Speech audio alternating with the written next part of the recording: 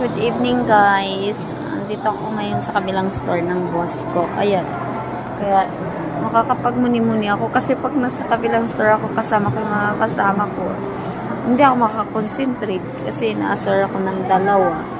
You know who you are. Joke lang.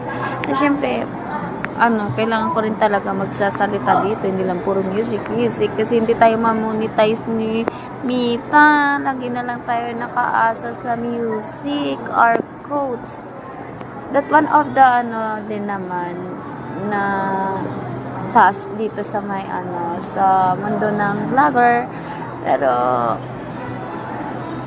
mas okay kasi kung voice yung mismo nagre-record. So sometimes I'm just making it kung free time ako, kung wala akong hiya, kung makapal na ang mukha.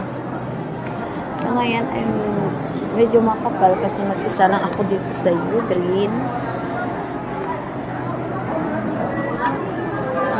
Wala naman masama ang harap, pero I'm just enjoying what I did. Oh, di ba? Ang malaga masaya ko sa ginagawa mo. Of course, sa ibang mga vlogger, nagbibigay din naman ako ng star. Pero sabi nga nila, hindi mo naman kailangan magkaroon ng star to have, para maging vlogger ka one day. Pero mas better na rin kung may nagbibigay. Diba? Kasi mismo naman si Facebook ang magbibigay sa'yo nun.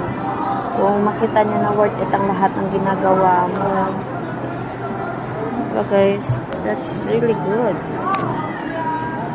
Kasi yung iba nagmahangad na sobrang dami ng star, okay naman kasi nga nakakadagdag din yun sa points. Pero as long as na hindi ka binibigyan ng star, it's okay. Basta makompleto mo yung task everyday. Diba? Sa kapwa yung mga nangangarap magiging vlogger. Ako, okay lang naman. I'm just enjoying what I did every day. Thank you guys. We love you.